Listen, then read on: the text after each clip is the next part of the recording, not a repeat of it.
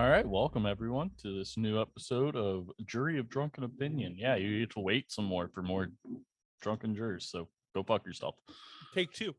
Take two. Yes, we Zoom didn't like us last time, so it decided to just crash on my PC at the end of last recording. So so attempt number 2, jokes will be much worse than the first one that you guys don't get to see. So Adam's not eating the entire time, so that's gonna be. I'm not eating. Also, I don't remember anything from the last episode. Yeah, so maybe. So here's the fun part about this one. Adam actually has to partake in this one, or otherwise there's nothing, and it's just me reading a script that I wrote poorly. I'll try to make the same shitty jokes I made last time. Jeff, just get fucking blackout right now, and then it's essentially like you weren't here. I don't have enough to get blackout right now. God damn it! But I'm Jeff. I'm Adam. I'm Nick. And this is Charles De Gaulle. Oh. So close. How about we burn his house down and blame it on Winston Churchill? What do Disney Channel and Charles De Gaulle have in common? Have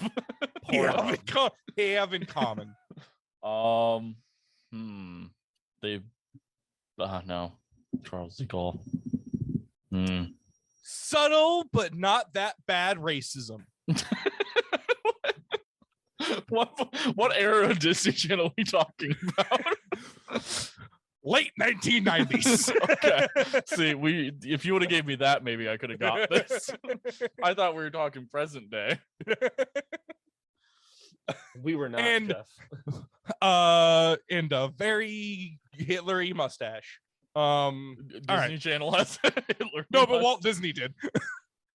Technically, Jojo Rabbit's owned by Disney. What does that Hitler mustache? I was just saying Walt Disney kind of had a Hitler-y mustache. Oh, he had a mustache, I think. You had a mustache. I do have a mustache, but also you had. That's not a beard. I don't like any of you. All right, what's happening? Porn. This is the saddest porn I've ever seen in my life. Sorry, I'm disappointed to be a part of it. I can start masturbating if you'd like. I pick up a little bit. Just don't turn around. That flat ass is gonna turn me off again. Well, I'm not gonna ask what you guys know about Charles De Gaulle because you guys know all of it now. I still know nothing. Adam still knows nothing. I learned nothing the first time. Okay. All right, so half and half. We have all heard the great names of World War II: Roosevelt, Churchill, Stalin, the big three. Leaders that while not always... hold on. We got to go back to like the first recording. No, it's Roosevelt. Wait, did I talk about which Roosevelt? No, yes, you did. Actually. All right. It's nice. I brought it up last time and was immediately put in my place. Oh my God. I love having intro monologues that get interrupted, as all monologues do. Pornhub.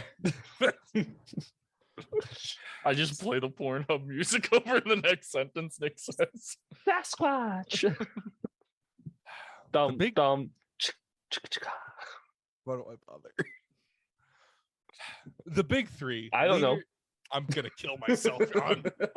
Where's it gone? I know I have one. Joke's on you. I just started dropping them. I came over earlier today. I knew this was happening.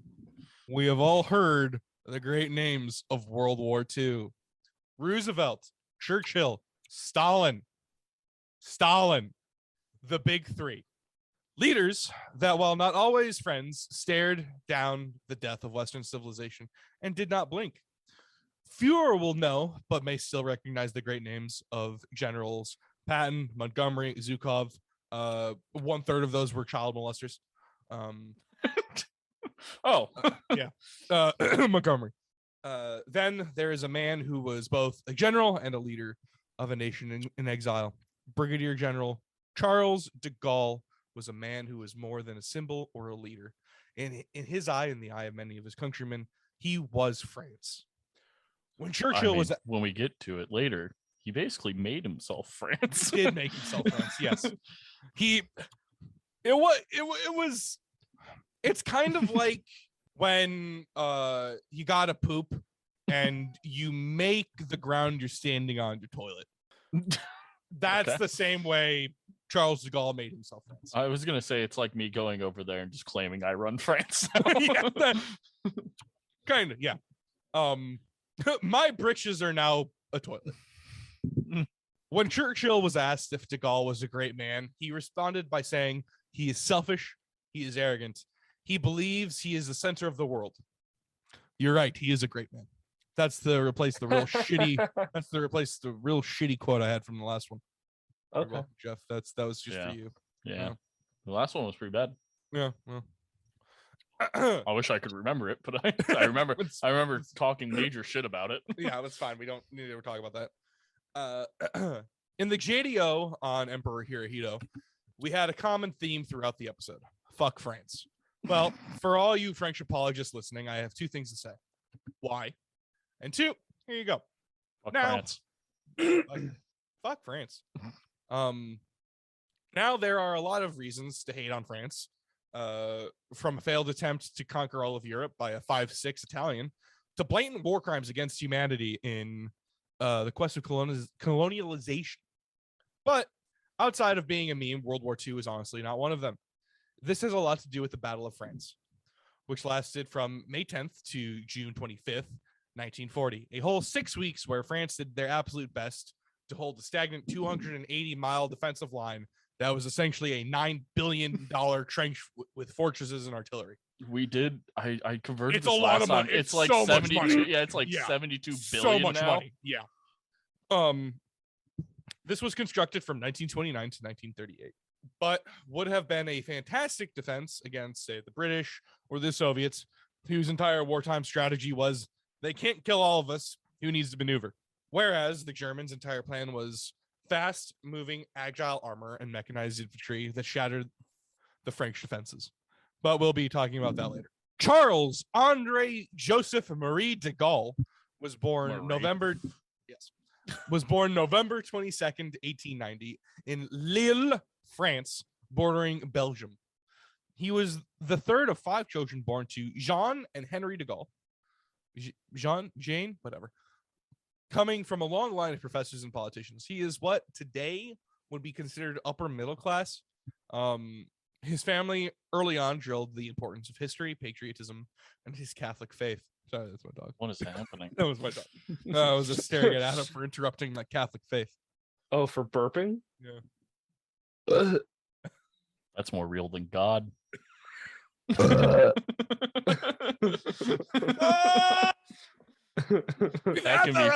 We've had that episode.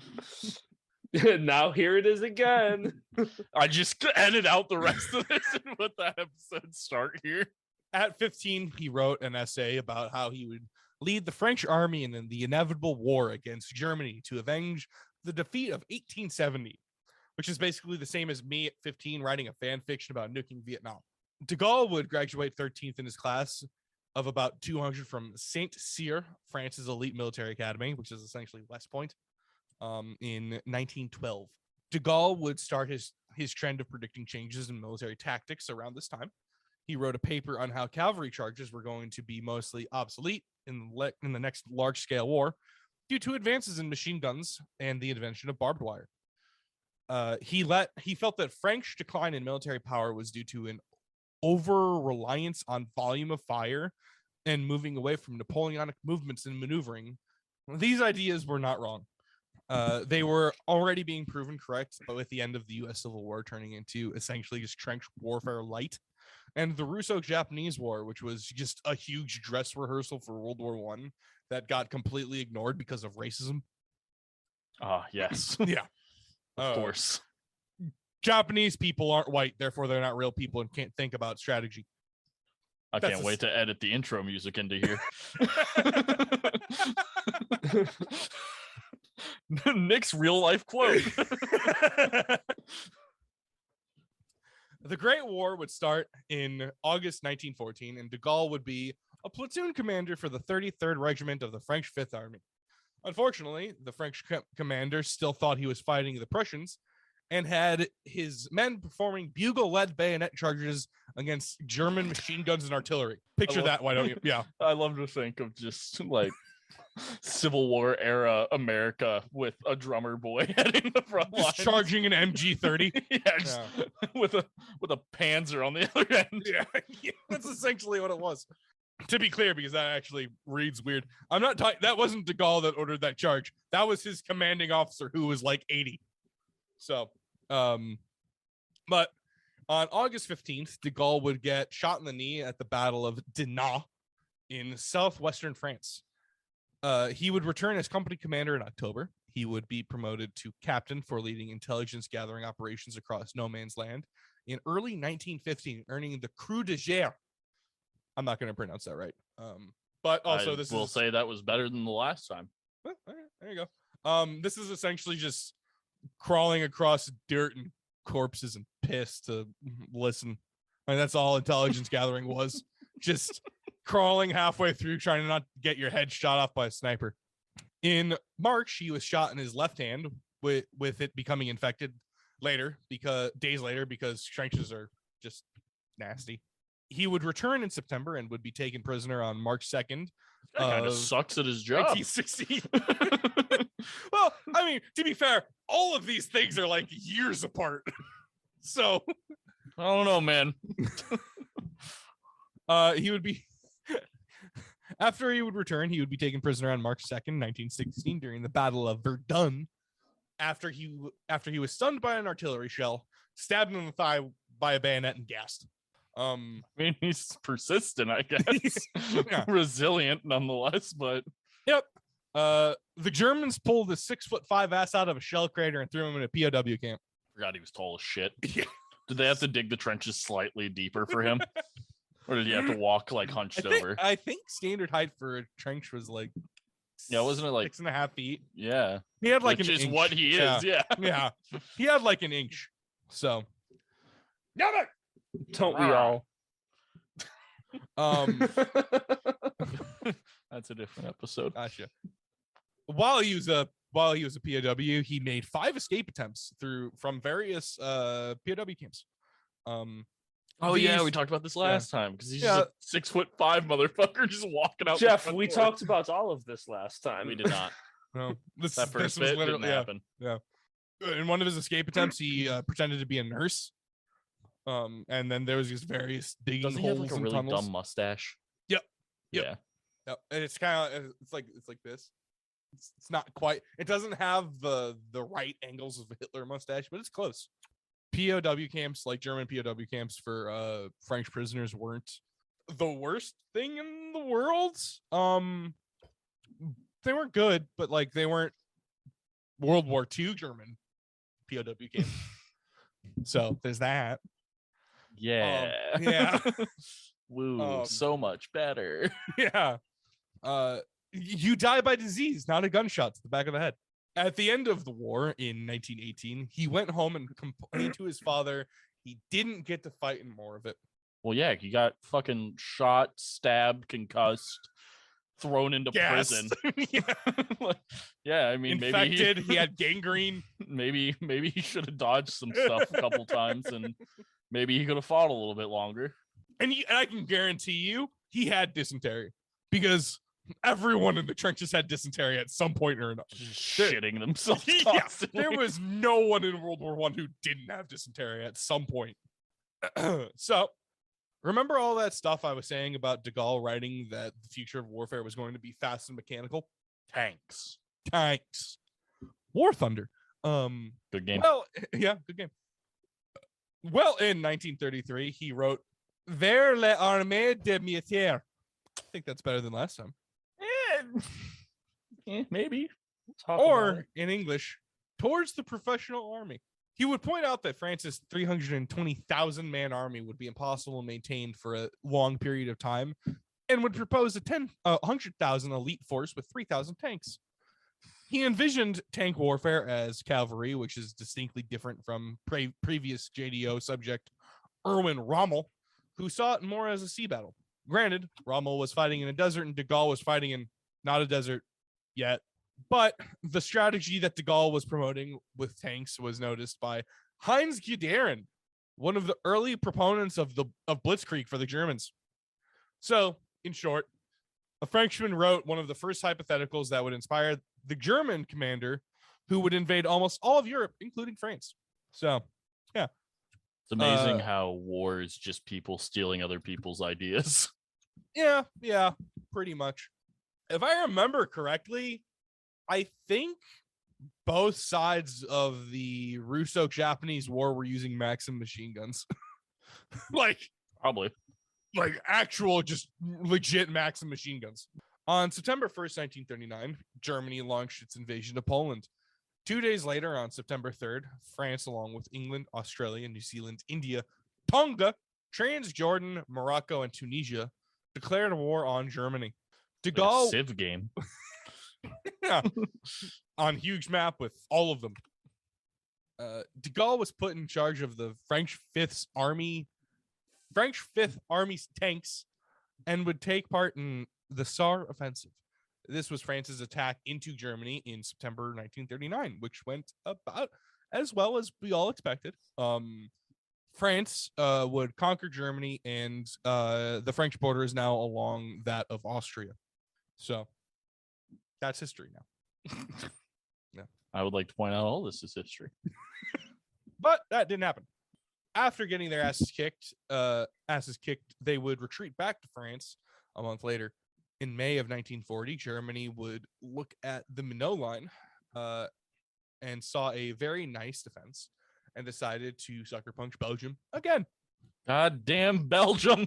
One of my favorite quotes by Charles De Gaulle is, "Belgium is a country invented by England to annoy France." Not wrong. And to fuck up the Congo. Yeah, and the Congo. Maybe one day we'll talk about I was gonna say maybe we should just do a whole little series on the Congo with Honestly, Belgium, because that was a bad time. Honestly, I think we could just make the Congo episode a normal drunken jurors. That do be the plan, yeah. Yeah. It'll be a collab. It's a bad time. It's not pleasant. We can follow it up with Rwanda. Oh yay! The War Crimes podcast. I'm in down. I'm loving this. We only cover war crimes now. I can't wait to be clinically depressed after 2 episodes.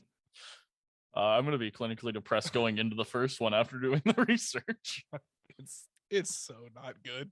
The Germans would cut through northern France, through North France and Belgium, the Netherlands and Luxembourg, and push the Allied forces to Dunkirk by May 23rd, with the final British troops evacuating on June 4th.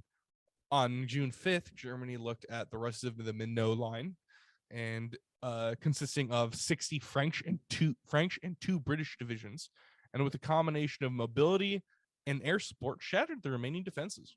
Germany would enter Paris unopposed on June 14th. An armistice would be called on June 24th. On July 10th, the French Third Republic would be dissolved, and in its place would stand Vichy France.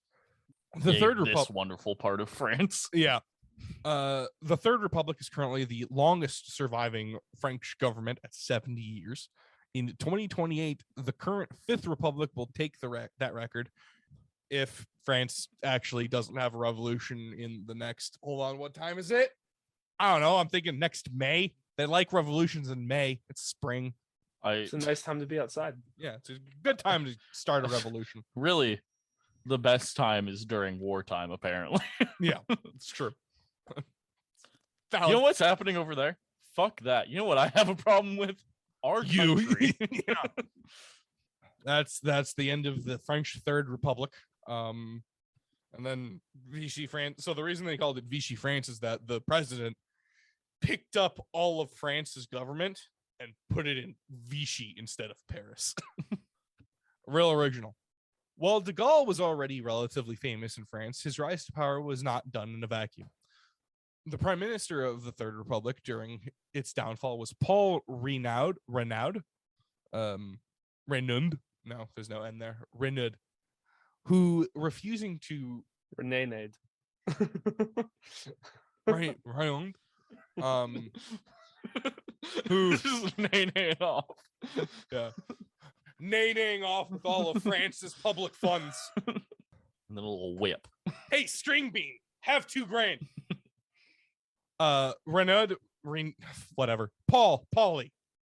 Paulie refused to negotiate with Nazi Germany and resigned on June 16th. After his resignation, but before he lost control of the government funds, he sent De Gaulle on a plane to London with 100,000 gold francs. June 17th, Reynaud officially stepped down. I thought we were calling him Paulie. Fine. On June 17th, Paulie officially stepped down and recommended that the French president appoint World War I war hero Marshal Pétain. I'll marshal your Pétain. It's probably Pétain. Good one, man. It's I'm really appreciating your input in this one. Marshal Pétain to be prime minister. Yeah, I know, the burps and then the whatever the fuck that was.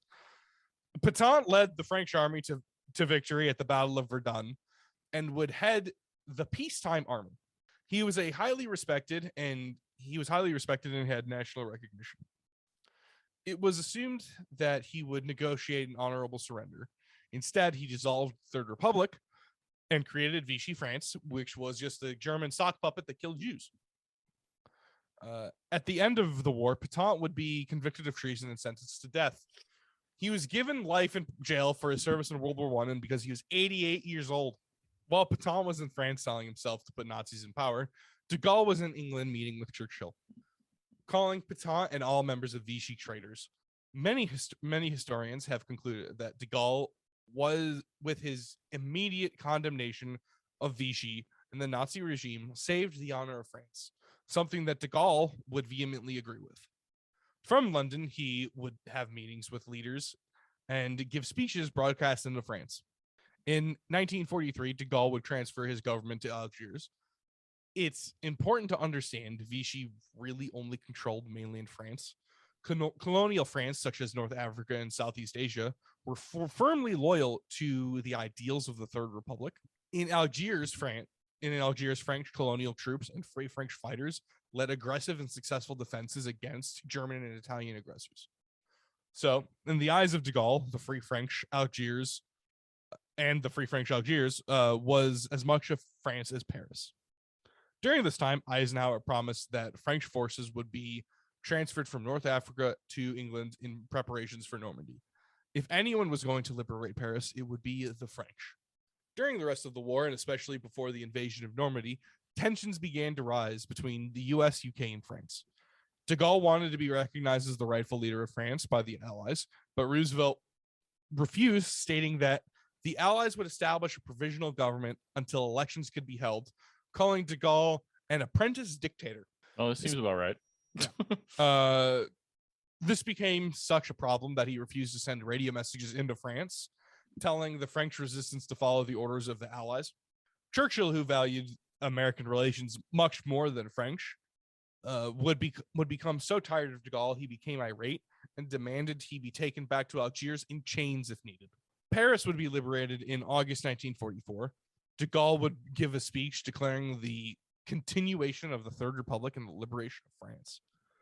He would be acknowledged as the ruler of France about a month later. De Gaulle would refuse all medals and honors offered to him by foreign governments. He stated that leaders of nations do not earn medals, and as he was France, it would be inappropriate to accept them. So, like, you didn't see Roosevelt getting the Victorian Cross from England because he was president. You didn't see Churchill with presidential medal. I don't know. He might have gotten the presidential medal of freedom. Oh no, I don't remember. I'm not gonna look that up. We should burn down his house and blame it on Churchill. Why are we burning? Whose house are we burning down? Yes. And why are we blaming it on Churchill? Yes. Because Churchill did it. Yeah, Churchill burnt down the house. Therefore, Nick, we would blame him for it. if you would like to know the intricacies of Jeff and mine's entire comedic outlook for the next You can months, go to Patreon. and watch Ghosts at the Movies. $1 tier. At the $1 tier, you can watch Ghosts of the Movies, where I make Jeff watch brand new movies, and sometimes Jeff picks up stupid things to say. That's my favorite one so far. What's the cheese thing from Facebook though? cheese thing from Facebook? Bree What? tagged you in it, Jeff, and I thought it was hilarious. Oh, the fucking. Oh yeah. Hold on, let me fucking pop that up. Oh, I wanted us to end every podcast with it. What is it? No, it's That not ain't it. easy being cheesy. Yes. No, it's not that. It's not. But I Do don't know. this. I've actually seen that meme like 12 times the past week. So Oh, stay fresh cheese bags. all right, Wild. continue, Nick. Thanks. How I end my streams now. Whatever that was about cheese bags, that actually made more sense. I got a cheese related quote for you from Charles De Requated. Gaulle. Yeah, I got a cheese related quote for you from Charles De Gaulle. De Gaulle once said that it is impossible to unite a nation with 263 different types of cheeses. I believe you because fuck, I do a lot of things for cheese. No, I'd go No. Republican for cheese. I don't think you would. I don't No. think it would. I would do the other thing. I absolutely refuse to go into detail on French politics again. Mostly out of principle, but also out of self-dignity. But in short, the Fourth Republic was founded and died in the span of 12 years. This was due to internal strife as well as a colonial failure in Indochina and Algeria. In 1958, the Fifth Republic was founded, and Guyana became the first independent French colony. Guyana is a country in Western Africa. Wait, we're in 1958 now? Yeah. Who the fuck won the war? Germany. Nice. Sprechen Sie Deutsch? This is as far as that joke goes. This is good. No, that's it. Nick's over here acting like Jojo Rabbit. I don't know what that means. Oh, watch the video. Oh God. Things are falling over. Now, Or are they? France, when a colony declared independence, does this fun thing where they pick up literally everything and leave, from resources to infrastructure, everything. So while Algeria wanted independence, they didn't want to be absolutely fucked. So they fought to drive the French out and to like basically have them leave their shit. With the founding of the Fifth Republic, De Gaulle would de-escalate the war and acknowledge Algerian independence without picking up the roads on the way out. In 1969, France would become the world's fourth nuclear power, something that De Gaulle abdicated for while in that's not the right use of abdicated. You're also saying, advocated. yeah, I was like, is you're what- saying yeah. advocated, and I'm I'm like, saying I'm oh. saying abdicated, and abdicated is when you resign from power. Yeah. Advocated for while in and out of office, saying it was required for an independent Europe. He would refuse to sign a partial test ban treaty and continued nuking the South Sahara, 700 forgot miles about this west of part. Algeria. Yeah, he said, no, we're not gonna stop testing nukes above ground, and also, fuck you, Algeria. 1958, De Gaulle would begin the process of distancing France from NATO, thinking that it was too focused around England and the US, which is not incorrect. If France were to join NATO, protections would need to be included. Actually, first off, this isn't France joining NATO. This is France staying in NATO. France is a founding member of NATO and left. But if France were to stay in NATO, protections would need to include French overseas territory, which England didn't even have. I don't think Australia was a part of NATO for a time. I don't even know if Australia is a part of NATO now. Thank you, Jeff. Thank you for efforting this. He's actually just looking up porn about NATO. You got me. He's looking up the Australian Prime Minister that shit his pants in McDonald's. Yeah. You got me. Yep. Australia is not one. Yeah, Australia is not a part of NATO. So yeah, Australia, which is one of the most British colonies, didn't have NATO protection. With NATO refusing, De Gaulle demanded all U.S. nukes be removed from French territory. he would make overtures to the USSR, hoping to give them another negotiation option. But the Kremlin never viewed France as a world power, suspecting that in a war, France would return to the Anglo-American sphere. De Gaulle would retire in 1969 and would die in 1970, 2 weeks before turning 80. His death marked the end of an era. He was the last Western leader of World War II to die, survived only by Chiang Kai-shek and Hirohito as World War II leaders. Chiang Kai-shek being the de facto leader of Taiwan, and Hirohito being Hirohito. In the eyes of the French, he was close to a god. He was the savior. He was the savior of not just the French nation, but the French people. I claim thyself the savior of the French peepeth. Savior of the French people and soul. Whatever. De Gaulle is the French. Is to the French as Washington is to the Americans. A giant among men. Washington standing at 6'2", and De Gaulle at 6'5". Both were lions who looked into the abyss and saw a brilliant fate for their people. De Gaulle was just an ass. Granted, he wasn't a slaveholder, so it's apples and oranges all around. Is that it? Yeah, that's it. That's yeah, all fuck shit. France. Woo! There you go. There you got like 40 minutes of pro-France propaganda. I am not paid by the French. I am not paid by the French government. France, if you want to throw a couple francs this way, you know who to call.